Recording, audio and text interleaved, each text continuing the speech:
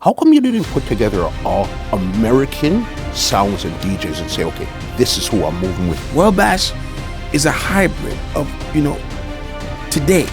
Your job is to bust the crowd. Tell Team Canada what's really going to happen Friday night at World Bash inside of Rebel. I mean, Team Canada already knows what's going to happen. I think that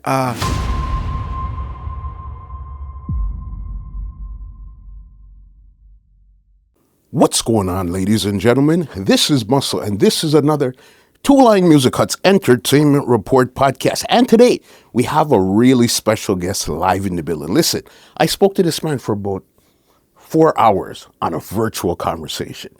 Now we get to sit down live in the studio a couple days before World Bash and really get a good conversation again. You know, we have in the building today, we have Chin from Irish and Chin in the building today. What's going on, big boss? Go on, man. What's up? You're good? What's up? I'm good, man. I'm good. I'm glad to be back in Canada. Yeah. How is the city treating you since you've been back in? It's a vibe, man. It's been a vibe.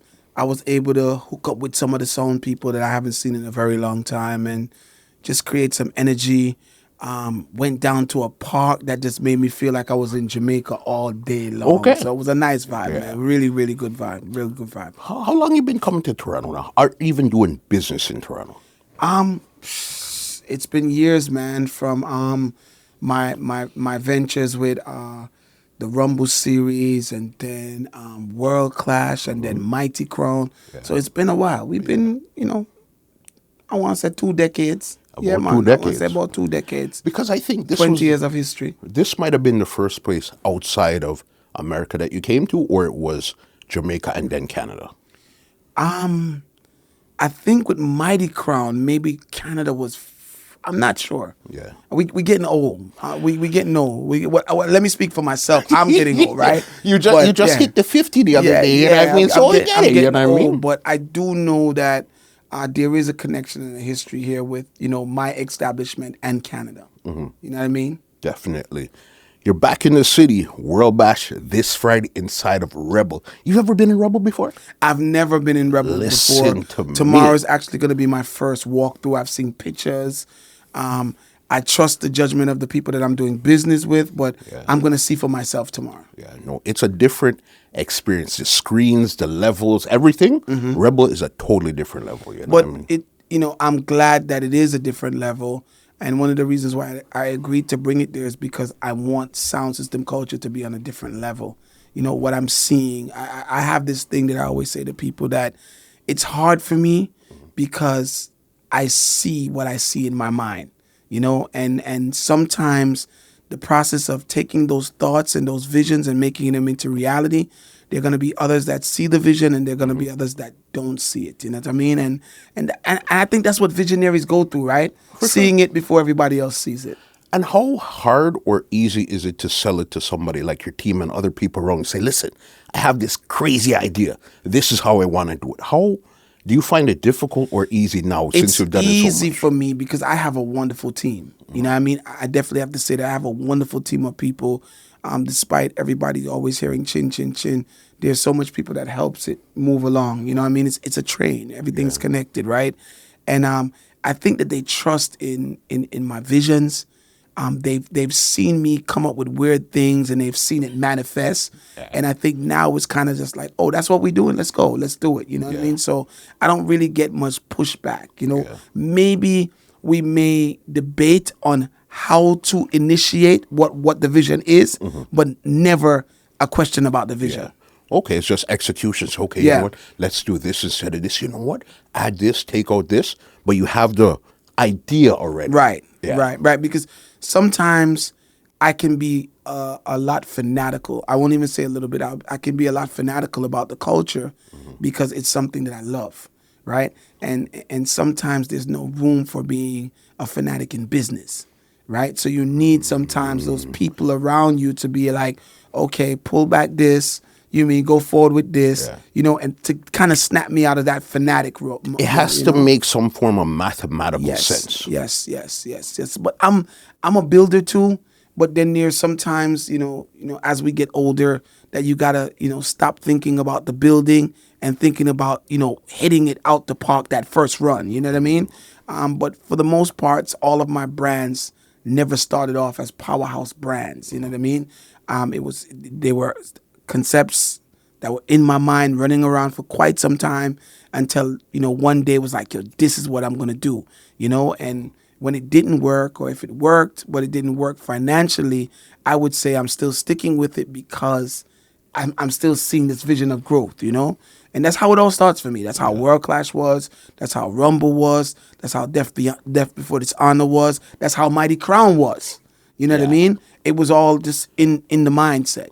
I remember the early days of Mighty Crown when people used to tell me that it can't work. It's never going to work, right? I remember the later days with Mighty Crown when people told me, putting a Jamaican selector on a Japanese sound will never work. But it was here. You know what I mean? And I saw it. I think that if you build the trust of the people, and if you're able to always be that person that they can rely on for greatness, it has to work. Has to work. And it seems like in your mind, once you hear it's not going to work, that's for you right there. That's how you know it is going to work. And there's been times, that someone has told me that it's not going to work. And I'm like, you know what? Yeah, maybe it's not going to work. But if that thought just keeps in my mind, like it's going to work, it's going to work, it's going to work, then I'll throw everything at it. Because, in life, or in my life, I rather throw everything at it and it doesn't work more than knowing that I did it the halfway and it didn't work. If I do everything that I think that I possibly can to bring a concept to life and it didn't work, it just means that it just wasn't supposed to work. Yeah. But I walk away feeling like I failed only when I do it halfway and it doesn't work. Got you, 100%. Concepts, World Bash, this weekend, Toronto. Friday, when is it? Friday, August 23rd, all right? This concept, where do you go from? It seems like this is a bridge of World Clash and another dance. How do you come up with this concept here? World Bash it's not a new concept, all right? It's something that's actually been running through my mind for quite some time now, for quite some time.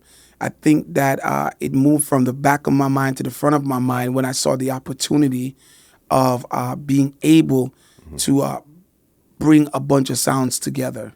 You know what I mean? And Mighty Crown was the catalyst for this, right? Yeah. Because Mighty Crown was, I wanted to stage their last performance in America and make it big. The only big way to do it to me wasn't with an artist or, because that wasn't Mighty Crown's signature, right? It's that wasn't tribute to what they do, so you're staying in their lane. Yeah, so I wanted to get everybody involved that has either inspired them along the way or helped them to become what they became along the way, right? So this whole collections of sounds was a vision that I saw a long time ago that I was always battling with myself, saying, you know what? I'm wondering if I take all of the branded name sounds in the culture and put them in one building, would I be able to draw really, really big numbers, right? But then it was like, whatever. That's just a thought, whatever. But being able to have that situation, I was able to present it to them and say, listen, Mighty Crown's doing their last thing. This is what we want to do. And I felt like the sound systems bought into it because for them it was like, yo, let me pay homage to Chin and Mighty Crown for what they've done. And I was able to bring forth an idea which has been in my mind for a very, very, very long time. It's just a new concept. It's a new concept that I'm trying to introduce to the market where I feel like we've been doing the same thing for too long and we need to change it. But we can't change the industry on a small level. And this is, why there's always a back and forth and, with me and my concepts and the fans of the industry and even some of my colleagues, right? Change is not a small thing. Change is a big thing. In order for you to hit the industry hard, any industry hard, you gotta come with something hard, and you gotta be really persistent with it, right? I think that when you and I had that long conversation, a lot of it had to be about what my theory and what was my vibe about sound clashing at the time, right? And I was telling you that, it's dying, it's dead, right? I still hold true to that, and I still hold true to that because we have to understand what a culture being alive really means, right? Okay. So what does a culture being alive? And that's what I was going to explain, right? A culture being alive and vibrant, right, is something that you can feel. It's energy that you can feel, not energy that you got to go look for. It's energy that you got to go feel. You can't walk into an event, in this instance a sound clash, and everybody in the room, and you think that you're in an event. There's no event on the planet that's an event, right? That's open to the public, that you can walk in and everybody in the room is your friend. That's a party. That's a gathering. That's a link. Yeah, it's not what it is. So when you're looking at the years and decades of sound system culture, and you're looking at where it was, right, and you're looking at where it is now, dying has to come in there, right? And also, because I said it, it means a lot more than somebody else saying it. But simply fact, I'm using our Jamaican everyday terminology, right? If Bounty Killer and Beenie Man clashes on a stage and Beenie Man wins, we said Bounty dead. Doesn't mean that Bounty's not going to rise again tomorrow or go back into the studio. And, examples go on and on and on. I just felt to use Bounty Killer and Beenie Man, right? When two sounds clash and one sound lose, we said the sound dead, right? But that doesn't mean the sound is not going to play again. It just means that that sound is not performing or did not perform at its best, right? And at that particular time, we're not in favor of that sound, right? In this particular time and moment, I'm not in favor of sound clash. Doesn't mean that I don't love it, right? It means that the energy within the space is not the energy that I fell in love with. It's not the energy that most of the people from my time fell in love with. And the energy that's coming from that space is not vibrant enough to keep it propelling for another generation or two or three or four, right? And anyone that would want to argue that is lying to themselves, right? So in order for us to rebirth that energy, sometimes in life we have to subtract to add, right? Sometimes we have to start over. But the first part of starting over is admitting that something is wrong. Makes sense, because even right now, what I've noticed, even though the same energy isn't there in clash, there's been a proliferation of clashes in the last 2 years per se that really came out of nowhere. I'm not really 100% sure what's happening in each of them, but there's been a lot more than I've seen recently than I've seen in years And that's before. what makes it tricky, because there are people who are judging sound system culture being, or sound clash culture being alive based on how many events are being held. And that is absolutely the wrong thing to do, right? You don't judge it by how much people are, you don't judge it by how many events are being held. You judge it by how much people are attending, right? That's what makes the dent, right? All of these monumental sound clashes, monumental sound clashes, if there's such a word, right? All of the biggest sound clashes in our memory, right, that we can think of, they weren't empty dances that someone won an award, right? One of the major milestones in my generation of sound clash was Addis versus Kilimanjaro, 100%. right? It wasn't an empty dance, right? The dances that we brag about, the dances that we hold dear to, are dances that had maximum attendance, not in one state or in one town or in one country, but globally, right? So you can't look at a sound clash that was held in London that had 150 people. And then you look at one in New York that had 200 people. Then you look at one in Atlanta that may have got 400 people. And you say, well, that's 3 sound clashes for the month. How can you say sound clash is dead, right? back in our day, one sound clash would have gotten 10 times the attendance of those 3 sound clashes that we're talking about, right? So if the attendance is dying or lessening, then whatever we're doing is dying. The impact is dying, right? If I had a company, or if I was working for a company and the company said that we are a sound clash company, Chin, and we're giving you a budget of $50,000, right? And we need you to keep sound system events, and we're hoping that with your expertise and your understanding of the culture, you'll be able to turn this into $200,000, right?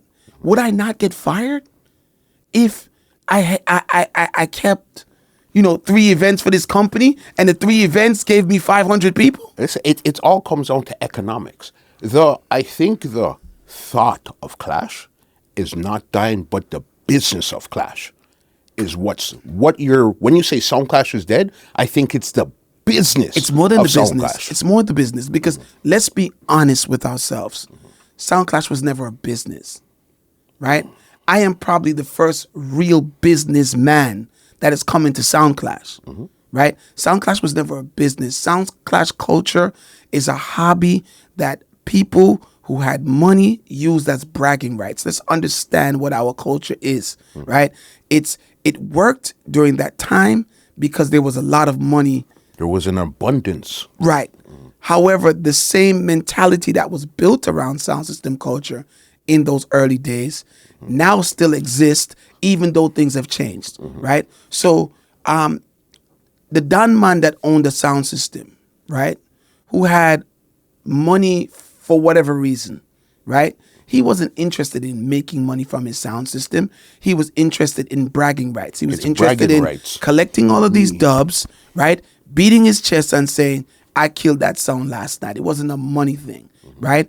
And as the generations move forward, the same thing applied. But here we are now, decades later, and now we have people making a choice to buy the latest dub plate for $1,500 instead of paying their rent, right? Instead of paying their mortgage, instead of paying their car note, instead of paying their kids' school tuition, because they're trying to keep up to this level of expectations from an audience of a few people, because the real audience is no longer in attendance. We got to really understand where we are with the culture. I love the culture enough to admit that we've done something wrong. Something is wrong. And let me not say that we've done something wrong. What we did is that we stood too long in one formula, right? Who you were 20 years ago is not who you are now. Same for right? you. Yeah. Same for me. Same for probably everyone that's listening to this interview, or this is what it is. Some of us are not the same people we were 5 years ago, right? So why do we then expect sound system culture to be the same that it was 20 years ago? Does it make sense? You cannot follow the same structure and the same rules, right? There's nothing that I know.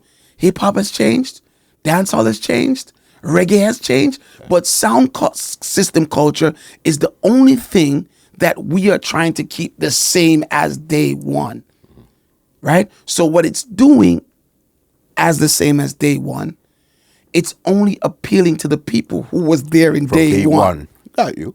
Or the people that have that thinking, or that like that thing from day one. And guess how old the people are from day one now? 60, 65, 55. As funny as that sounds, that's really the age that you're talking about. It's between 45 to 65.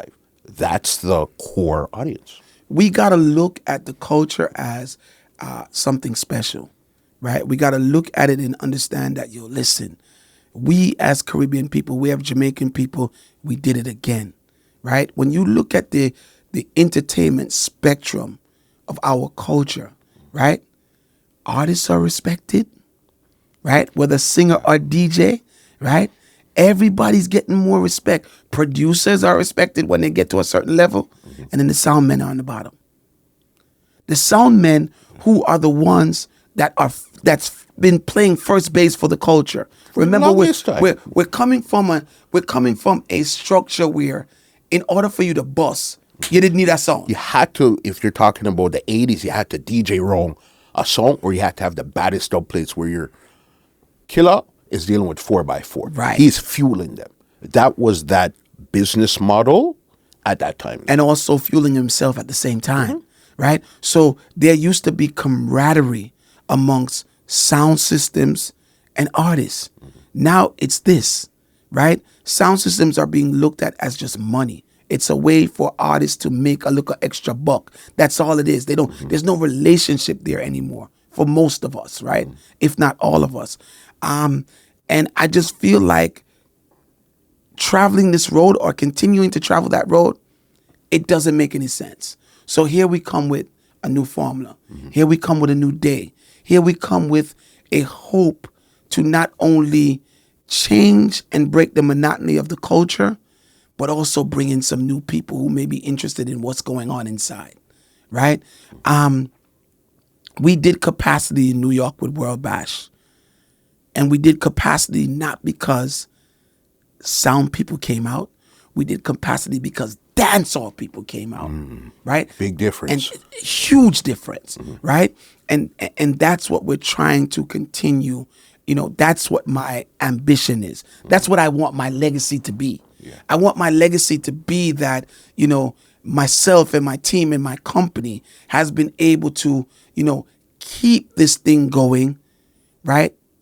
During the ups and downs, and also impact others while doing so, right? Women don't go to sound system events. They come to mines.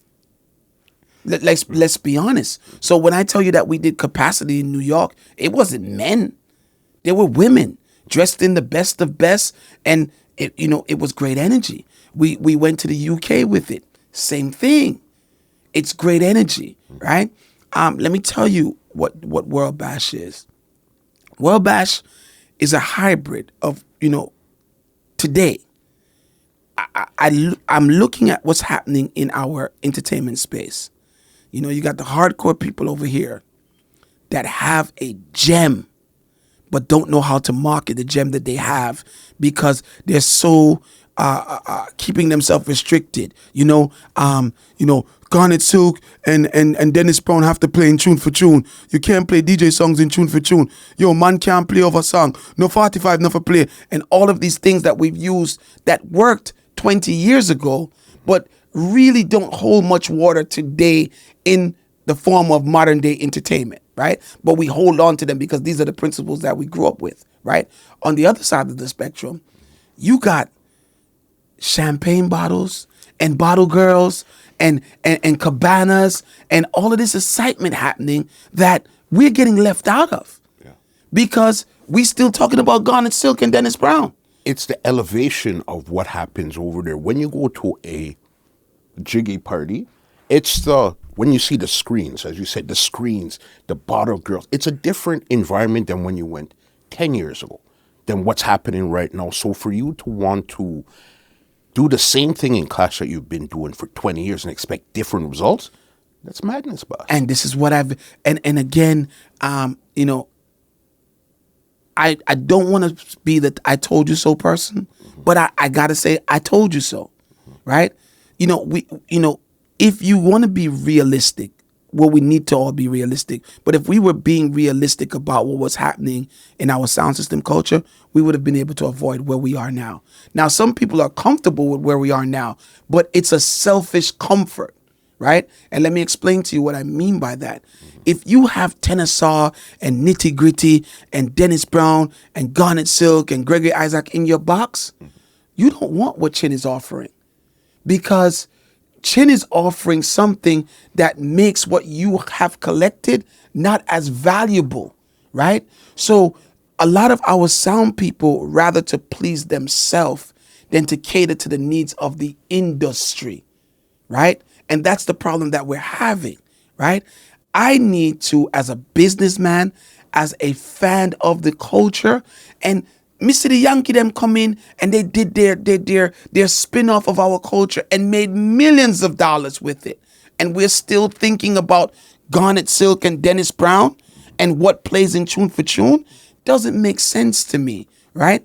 I want to get high school kids into sound system culture. I want to get college kids into sound system culture. But I understand what the problem is. The big problem is that they can't afford it. They can't buy dubs. And it has to be relatable to what's happening in their lives. At this present moment they're right now. listening to. Yeah. So if they're not listening to these hardcore dubs, right?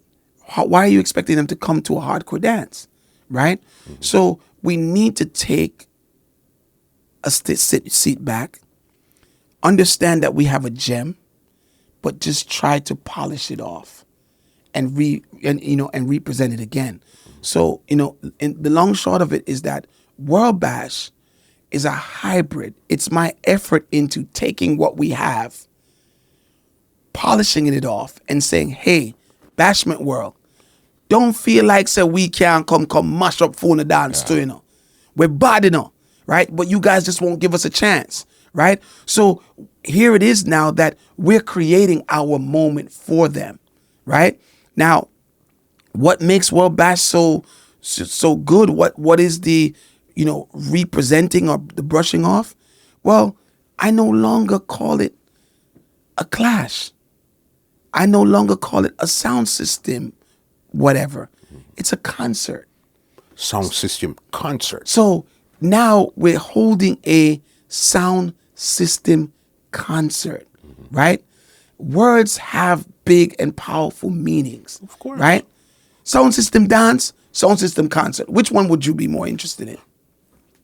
The concept of concert. Even if you don't understand what that means, let me go check out. What do you mean by concert? Now it's up to me to make sure when you peek in that I grab you. I grab you with entertainment, right? So my events, the World Bash events, is structured entertainment coming from sound system culture. Now, that is where I want to be with my branding and my legacy. I want to be able to get people to come into a venue, stand up for 6 hours or 5 hours, and hard-hitting dubs and performances and speeches and 45s of flying that they're having so much fun, they didn't even realize they were standing up for 5 hours. Got you. Right? And I'm telling you, with no apology, there is no sound system clash that can offer that to me right now, right? And that's just what I'm just being honest, right? So I took the greats of the greats, the talented, put them on one stage, give them a limited amount of time to play, and you keep it moving. Just like a stage show. If you go to the park for the summer, right? Caperton performs, then Beenie performs, then Bounty performs, then Sizzler performs, then whoever performs, and the place does a mashup, right? We are supposed to be able to do that with our culture as well, because again, sound system culture is first base. And these guys are seasoned pros. They've been around the block many times, so they understand it. I understand the concept, but this is what I want to know from you now. AI dubplates. What's your thought on AI dubplates? And would something like that bring a different type of people into the fold? Because now with AI dubplates, it all comes down to creativity. I'm not bothered by AI dubplates. For 150 reasons, right? One of the bigger reasons is that creativity, right? So even though, quote unquote, we would say you're cheating because you're not actually voicing the particular artist, you still have to write the songs, right? You still have to figure out what you're going to put into AI to get out what you want out of AI, right? So that still takes a level of creativity, right? What it also does is that it opens the industry to surprises, right? It gives us a platform now where you don't know what you're going to this party to hear, right? So, I would know that, okay, well, if I'm going to hear Stone Love, I'm going to hear this song and this song. I'm going to hear Jaro, I'm going to hear this. So over the years, we became very predictable because that's just what it is. The AI comes in now and it allows me, to get somebody to talk like Donald Trump, to get somebody to do Obama's voice, to get somebody to be Jay-Z, to get somebody to be Drake. And we put our own cultural spin on that to create a new product that will excite the people. The ultimate goal for us as performers, because that's what we are. We're performers. Sound system people are artists. The ultimate goal, you got one job. Like they say, you only got one job. Your job is to bust the crowd. Entertain the people. They came for entertainment. That's it. They came for entertainment. And as a selector, would you rather entertain the 150 people that feels that you're keeping it real to dubplate culture and dead artist culture? Or would you like to entertain the 10,000 people who just want to be entertained by the best songs, the best performances, the best speeches, and and what your originality, right? Sure. Sound system culture cannot and should not continue to be what it traditionally was. It's tradition, and then you add new stuff on top of the tradition. There's certain things that you're not going to change. Certain elements that you may not change. And but again, you're going to add to it. And again, even if you have to change everything, it's fine, right? I've said this on other platforms. I'm not against sound clashing because I feel that the authentic part of the culture still needs to live. But that should not be our full stop, right? So in other words, let's create two arenas, right? If two big sounds from my childhood is clashing traditionally, more than likely I'm going to go because I want to enjoy that. However, I also know as a businessman that whoever wins that traditional clash, their careers will not go forward because they won that clash, because there's nowhere to go, right? That is just for my enjoyment as a fan. A hardcore, diehard. Yes. As a business person that wants to keep the culture going, right? We have to now start investing our time into what is going to advance the culture, right? Now, I'm not saying World Bash is the only thing, but it's first base. It's a door opener. It's the door opener. It's the start. And, the first two installments that we've done already shows that it's a sellable product. It's a marketable product. It's a proof of concept. You know that it came from your mind to paper to real life, two different countries. This works. It works, right? And it's just about allowing. There's one winner because World Bash should never be confused with a clash. It is not a clash at all, and this is the reason why, right? I don't allow the sound systems to play more than once because I don't want it to be a clash. And there's no trophy. Right? There's one winner and one winner only at our World Bash concerts, right? And it is the audience. 100%. It's designed for the audience because if everybody has to get on that stage and play for forwards, the persons who are giving the forwards are the ones who are having the most fun. And that's it. It's a win-win. Hands down, it's a win-win for the audience. It's a big rave. Yeah. That's all it is, right? It's a big rave. It's an international rave. Listen, I conceptualized World Clash, right? And World Clash reigned supreme for almost 3 decades. Who you going to trust? Who you going to trust? The biggest guy on the block. This is all I'm saying, right? If we're going to talk about my credibility, right? Who are you going to trust? So, and I'm not saying this to say that I'm the God, but I am saying that my work speaks for itself. World Clash and the concept of World Clash, the format of World Clash, became the formula for sound clashing for almost 3 decades. Mighty Crown became the biggest sound system as we talk about accomplishments and we talk about endorsements, right? In our whole cultural space, right? The US Rumble or the Rumble series gave birth to all of the sound systems that you saw with this in this last lap of sprinting of sounds. Especially somebody like Dynamic. Exactly. So who are you gonna trust? Like you're gonna trust somebody that tells you that Chin doesn't know what he's doing, And before you say another word, right? In addition to what I'm saying to you, we've already did World Bash 2 times. So it's not like I'm doing what Jamaicans would say, puss in a bag. I'm not selling no puss in a bag. It's proven Yeah. that this form of entertainment can be entertaining if you just start viewing the culture as a concert. And that's it. You see where you overshadowed everybody is your understanding of marketing and branding. You see, if people understood that right there, marketing and branding, I'm going to be in as much places that I can put my face, my name. It would be, I wouldn't say a different ball game. You would still be you, but more people would be say, okay, that's how it's done. Let's try it. But again, you got to put your money where your mouth is. We can't change the culture from one space. And I understand that, right?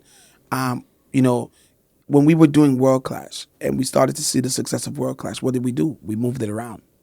We started to infest every place with World Clash because every market has to be saying the same thing in order for world domination, right? Because that's what we're trying to do. We're trying to change the way people see the culture. I am trying to get that girlfriend, that wife that one of the man them may have, right?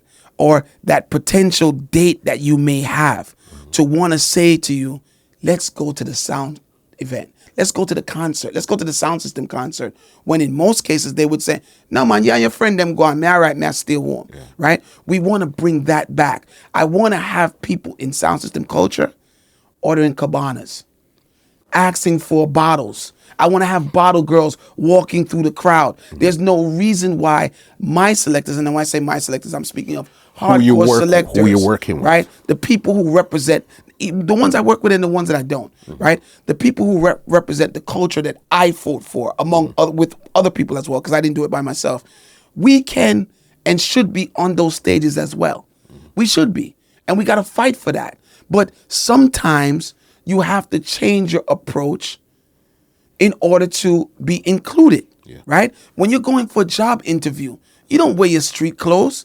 Sometimes you put on a nice shirt and a nice pants. You got a code switch. To get in, right? Well, this is us putting on a nice shirt and a nice pants because we need to get the champagne spillers and the people who have no interest in our culture to be interested. You know what it is? It's to grow market share. Of course. That's what you're trying to do is grow more of a market share. Because you know if there's 100 people in this market, but I'm only getting 80 people, I'm only getting, say, 30 people. I know there's still another 70. How do I appeal to these other 70 and get more market share? And you know, the truth be told, like, nobody's doing well, right? All of the big sound systems that we know and we love, things have slowed down for them tremendously.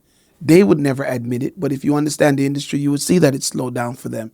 I'm basically saying to them, take your power, put it with mine's, put it with his, and let's, get our last years out of this culture, out of this industry, and set it. Because it's two things or multiple things that we're doing here.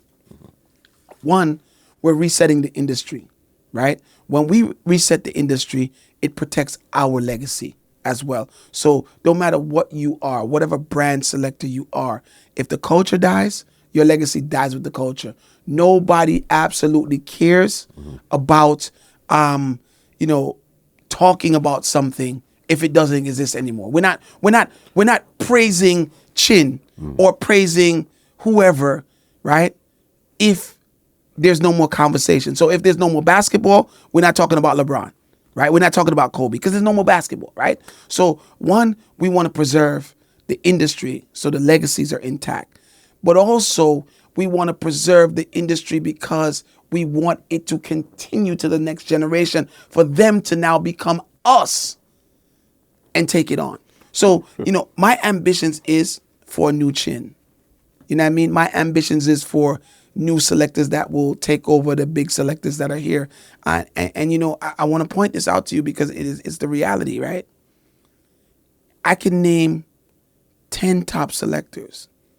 And if I name 10 or maybe even 15 top selectors, I can guarantee you that every single one of them has been at the top of their game for 25 years with no new generation able to pass them.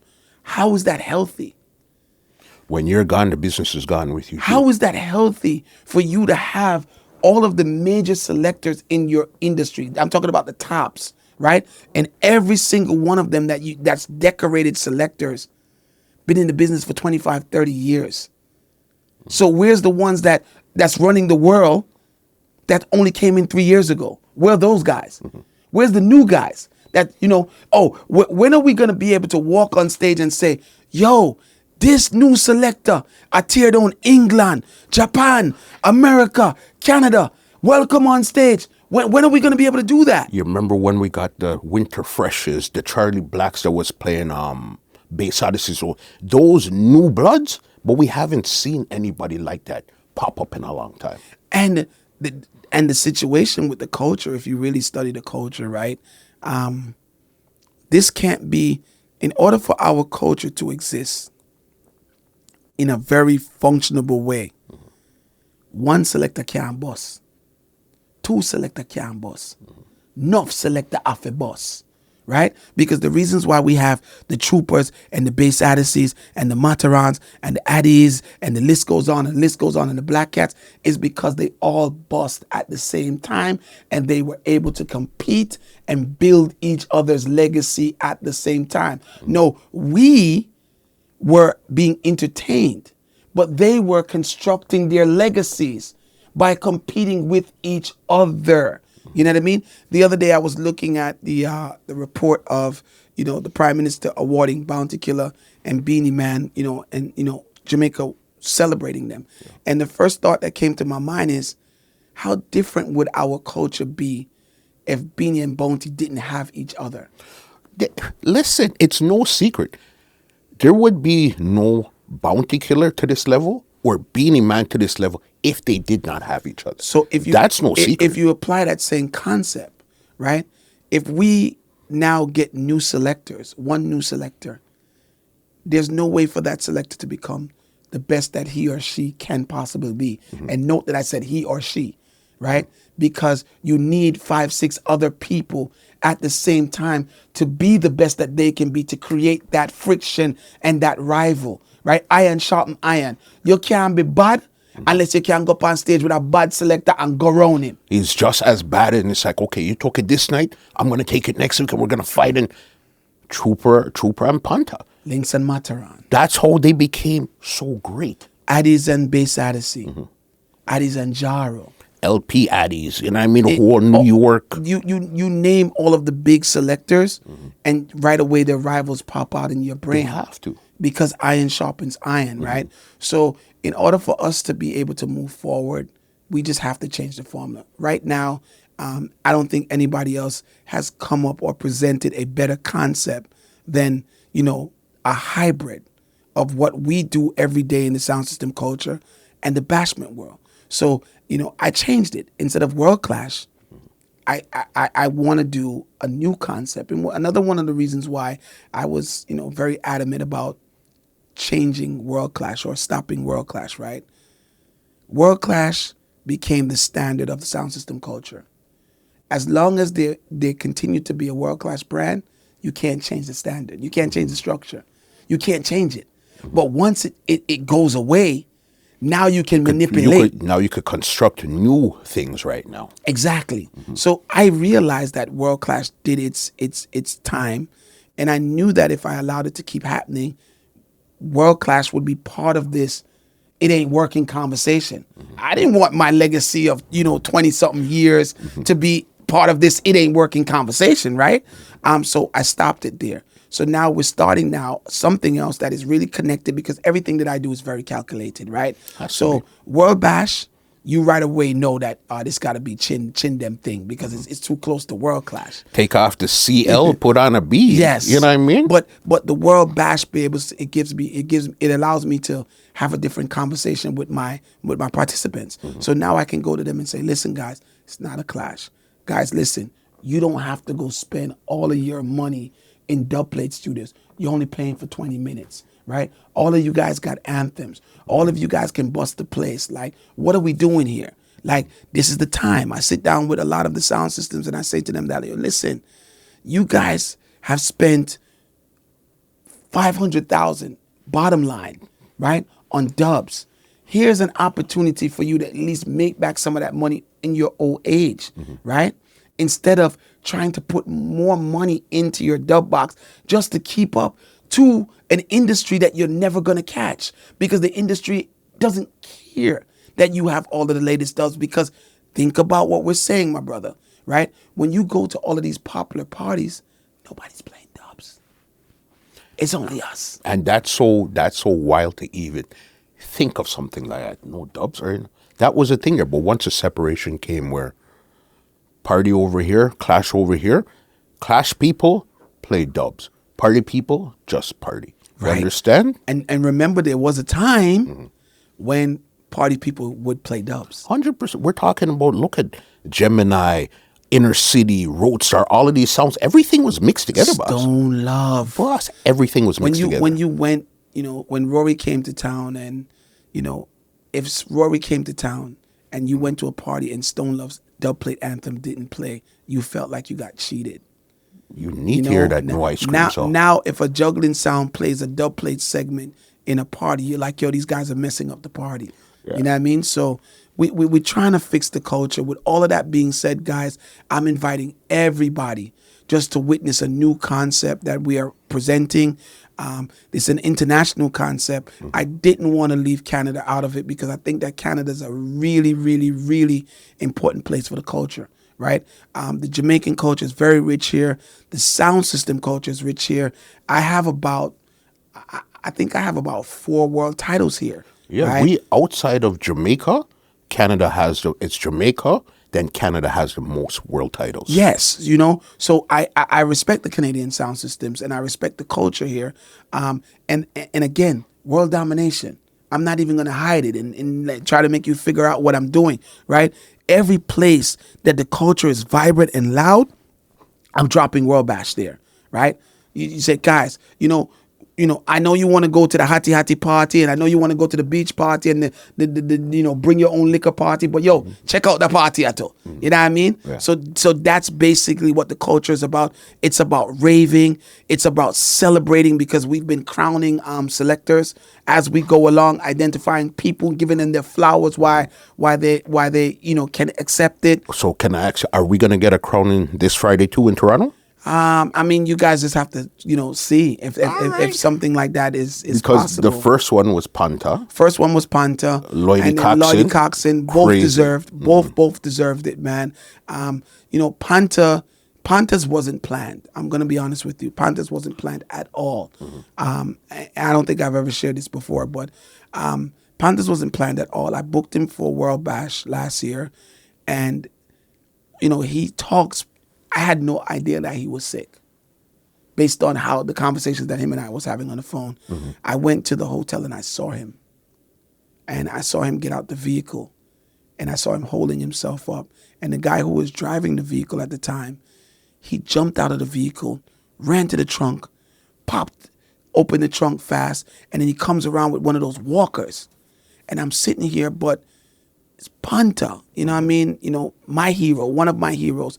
And I didn't want to break a man's spirit by saying to him, yo, what's wrong with you, man? Like, explain to me what's going on. So I act as if I wasn't seeing what I was seeing, right? And it was crazy, because Damien from Bass Odyssey was there too. So all 3 of us kind of knocked up at the hotel at the same time. And we can look at each other and was like, damn, we knew Panta, but something was wrong, but not this, to this degree, And at that moment, I drove away, and I was like, nah, we got to do something for Panta, because and I don't want to say this in a negative way, right? But I didn't know what his health conditions, what tomorrow would bring, right? And I felt like, even though it's Mighty Crown's moment, the whole industry is on one stage, right? Let's also make this about someone who has not only done good for the industry, but also done good for my brand, So that's how that came. It wasn't rehearsed at all. And luckily enough, right? Here's the funny thing. Luckily enough, I had a crown at my office. Yeah. Right? I just had one at my office, right? Because the last time I did a crowning, which was Brigadier Jerry, Yes. we ended up buying 2. So I had one. So I'm like, yes, let me do it. You know what I mean? The one in the UK was definitely, that was supposed to Put happen. together, Yeah, yeah. well put together. Lloydie Coxon definitely deserved that. I don't know if there'll be one in Canada, possible, right? But what I do know is that people are going to be able to come out. They're going to be able to witness a different energy of, when it comes to sound system culture. I know that the Canadian sounds are going to bring a good show. That's one thing that I know. I'm not asking that. I know that, right? Because I know the skill set of most of the sound systems that are on the event. Black Reaction. I've said this for like maybe 20 years now. It's my favorite Canadian sound. Reaction. Favorite, always. I've always said it from day one. Yeah. My favorite sound of all times from Canada is Reaction. And it's not a dub plate thing. It was just a vibe and energy thing. It's right? that Mark and Squingy, how these two connect, Blacks and Super K connect and play their song. So I wouldn't want to do it without them. You know what I mean? Super Fresh, I'm abridging them. King Turbo's, I'm abridging them. Polly's somebody where, his mouth alone is like, how can you not include him in what's going on, right? Roots Man always captivated me with that whole speech, rhythm, tune type, So everybody that's on this event on Friday kind of summarizes what the vibe is in Canada from the hardcore, For sure. and juggling, because Reaction juggles a lot and Super Fresh juggles a lot. 100%. You know what I mean? So I definitely wanted to have that representation going there. And guess what? I didn't even know at the time that when I was attempting to make this happen, that it would be the first time that all 5 of these guys played together in Canada. It's been we had something similar, but it's been a long time since we've seen these 5 Yeah. giants in one place now, not clashing against, not bashing against each other, Right. But it's now they're defending the country against you and your team. This has never been before. And it's about, them representing, because I hate to make it be like Canada, even though that's what it is. But because we the whole of us is Caribbean people, right? All of you guys are Jamaican Canadians for most part, right? But it's not about so much defending the Canadian flag. It is more about representing the culture, the dancehall culture, the reggae culture that they have helped to architect here. So when they're on that stage on Saturday night, they're going to be presenting, this is what Canada is. This is our vibe in Canada, right? This is why Canada is so awesome, because that's what they're going to be selling the world, right? And my team, of course, is going to be selling the world. Listen, I don't care how bad it is, uno bad than we.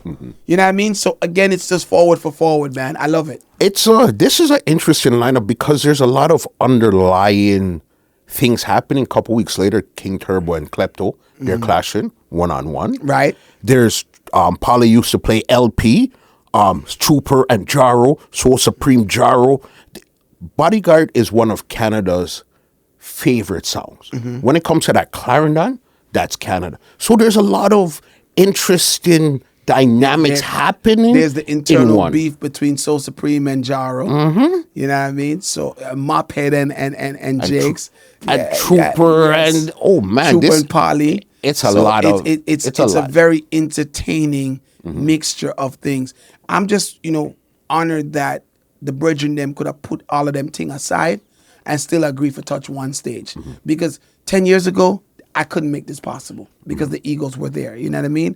I'm inviting everybody in Canada to just come out, whole of vibes. You know what I mean? I'm passionate about sound system culture, and if you realize, right, a regular promoter probably would have started off the conversation saying, "Come to the dance," let yo dance.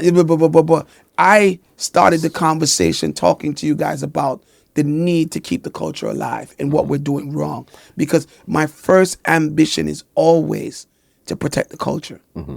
Everything else will come after. No culture, we're not making no money. No culture, we have no legacy. So the culture comes first. You know what I mean? And that's just what it is for me. For me, it's all about, the culture and finding, interesting ways and motivational ways to get people to peak inside. That's what it is, We need to forget the woman them for say, well, go on in there, so. We need to forget the local youth them for say, well, go on in there, so. We need to forget the tight pants, man, where love going to one dance and buy 50 case of Heineken, bottles and stuff. Yeah, we need that, right? Sound clash culture or sound system culture needs not to be a Roots, Guineas, and Heineken party anymore.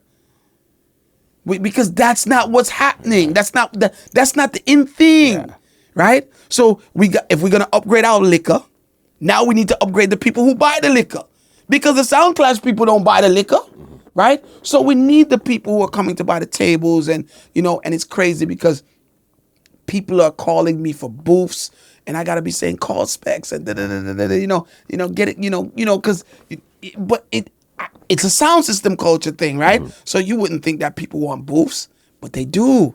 You wouldn't think that people are asking for bottle service, but they're asking for it, right? And again, to kind of bring everything home, this is why I brought it to the Rebel, right? I brought it to the Rebel because Barris Hammond performs there. I brought it to the Rebel because all of the big reggae artists that come to Canada come there, right? And my underlying stance is that I'm bringing sound system culture everywhere the big artists them are go. You have to take it to them. If you want new people, you have to take it to where they gather, where they dwell, where they participate, where they party. Instead of trying to bring them to you, I'll go to where you are and bring you in. Because you were on the outside looking in, I need you to respect my sector of the culture. I need you to respect my sector of the culture as much as you respect Barris and Freddie McGregor and Sanchez and whoever, Luce and whoever. I need that same respect. How am I going to get that same respect? I got to get in those same venues. You have to look like them. Exactly. Yeah. I have to play the part. So they can't be performing in Rebel and then we're performing in banquet halls. It separates our worth. So for me, I've been on the ground all day, and there have been a couple of people say, yo, brother, I love the dancing, but you shouldn't bring it go. And I'm saying, I don't argue with them, but I'm saying the vision, not dead, right?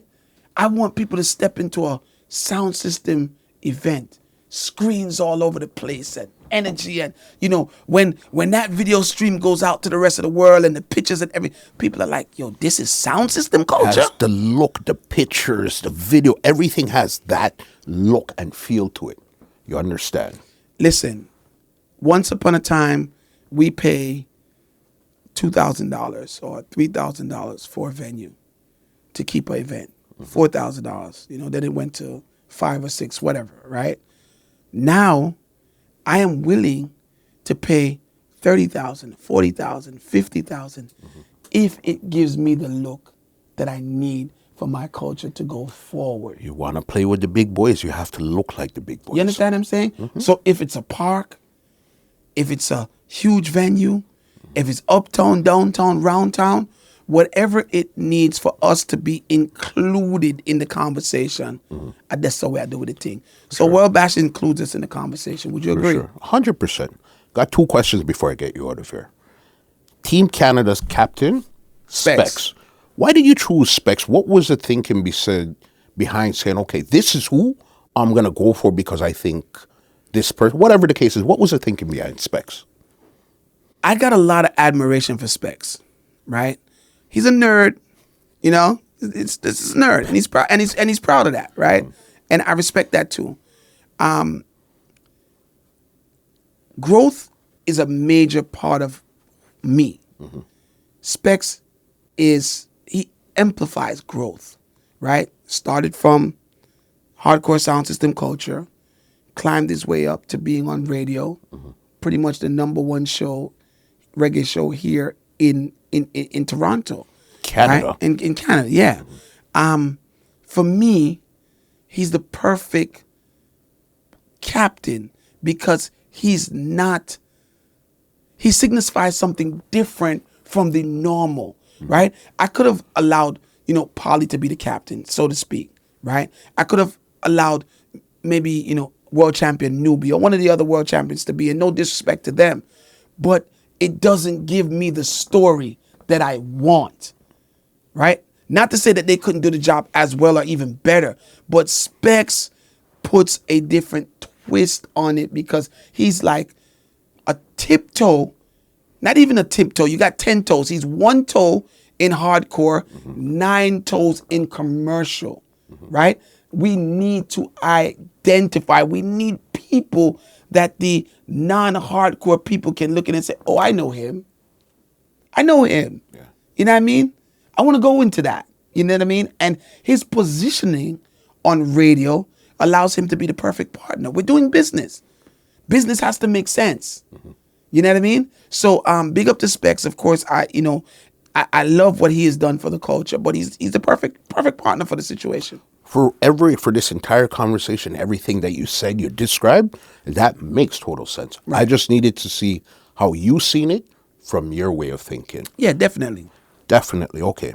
You're coming from stateside.